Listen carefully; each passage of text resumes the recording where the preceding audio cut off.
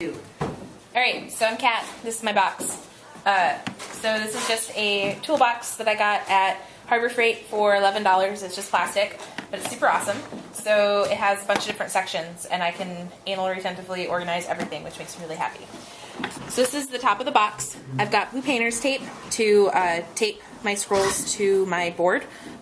This works really well for PERG paper, because it doesn't rip up the paper, but it does not work so well for regular paper, which it does rip up. So if you're going to use regular paper like Bristol, use the delicate surface stuff, which has an orange label on it. You can just get it at the hardware store. This is my brush roll, which is super extra duper fancy, except not actually. I made it in about 20 minutes on the sewing machine with scrap. So these are all my brushes. My favorite thing out of this whole roll is this. This is called a color shaper.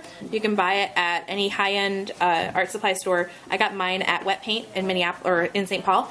And what it is a silicone tip, and it's like a chisel tip, and I use it to blend paint because using brushes is really bad for the brush, and then you end up with paint always in your brush, and it's stupid and doesn't work very well. So I got this, and it's about 10 bucks, but it works really, really well, and it makes me really happy. So it's a color shaper by Royal Sovereign Ltd, and it's a 0 angle chisel. So that's the brush roll. And then I've got my calligraphy pens. These are by Bayard, and this is from Ingus, who just, oh, and a hair tie, very important. Then I've got my little palettes. So some of the colors that I use the most often, or colors that are a pain in the butt to get, like purple, when I get one that I like, I just leave it in there and don't rinse it out. And so I've just got a couple colors in here, just variations on things that I like.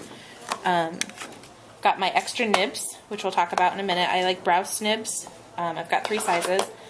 These are my paints, which are the paint kit that you can buy for $30 if there's any available. They're really cool. Those are all period paints, and those are from Mizey. I have a little thing of whiskey, which I promise actually helps my calligraphy and makes my calligraphy be a lot more even. Your mileage may vary, but that works really well for me. Just got my nibs. These are the ones that I haven't used yet, so I just leave them in the cases so they don't get rusty. Here's a little thing of water, or well, I can put water in there just to clean off my brushes. And then these are the gold and silver that I like to use. They're Sumier paints. You can get them at Dick Blick in the Sumier section. Otherwise, you can order them online. You can drop me a line, and I'll be happy to help you track them down. So then we get into the first box. The first box is all my drafting stuff, and that is for drafting like lining and whatever. So I have a circle guide, which means that I don't have to draw circles all the time. I can just zip around and it makes me happy. I have a couple right angles. I have a couple rulers. This is a slide rule, and this thing changes and is really nice to help measure how high your calligraphy needs to be so you can get a good proportion. It's just a little ruler here. I have 2 pencils that have different hardnesses of pencil lead in them. So this one has a 3H in it, which is a really hard pencil lead and makes a really faint line, which is really easy to erase. And this one's got a 1H, which is still pretty hard, but not as hard. And then I also have just, regular pencils that are just the regular soft ones that make a really dark line. I also have a compass and another type of compass that you put a pencil in here. I don't actually know what this thing's called, but whatever. We're just going to call it a compass. It's a more differenter compass, yes. This is my Ames guide. You can change this style thingy here, and there's another Scribal cameo somewhere that tells a little bit more about the Ames guide, but that basically helps you draw lines. Here's a little thing to do protractor circle things. Bunch of just random pens, pencils, just normal pens, pencils, nothing fancy. This is a white vinyl eraser, used for erasing things. And this is a Moo eraser, M-O-O. What it does is the same thing as the white vinyl eraser, but instead of getting little eraser shavings all over the place, you can just do it in a straight line and it'll all roll up on here, and then you don't have to brush anything off, which is really nice and helps reasons. There's reasons to use it, basically. These are different pencil leads. You can pick them up just at Michael's. in different hardnesses and different sizes. So just make sure that your size of your pencil lead matches the pencil that you're getting or have.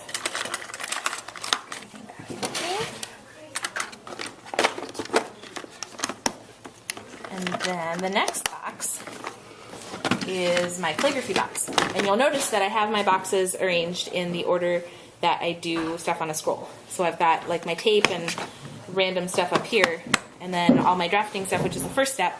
And then the next step is all the calligraphy. So for my calligraphy, I used, I used to use a manuscript cartridge pen.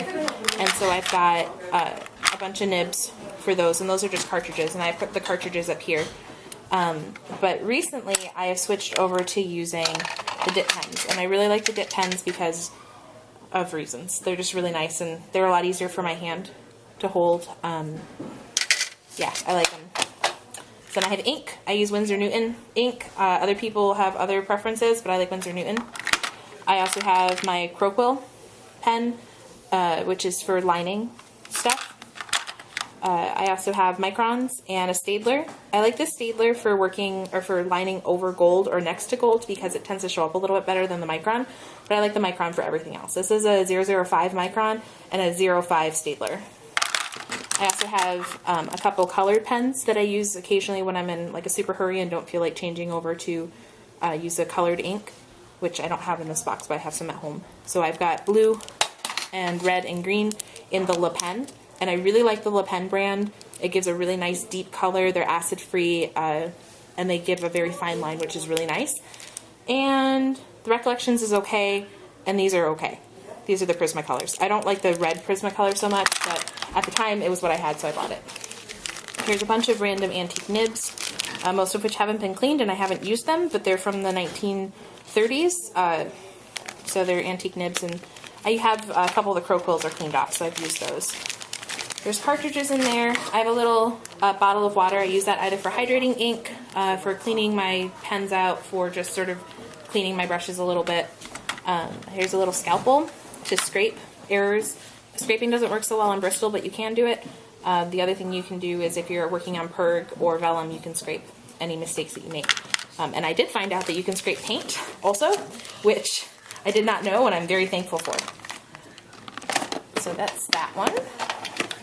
And then the last one is all the painting stuff. So in my painting stuff, I have enamels, which I have a gold enamel, a silver enamel, and a copper enamel.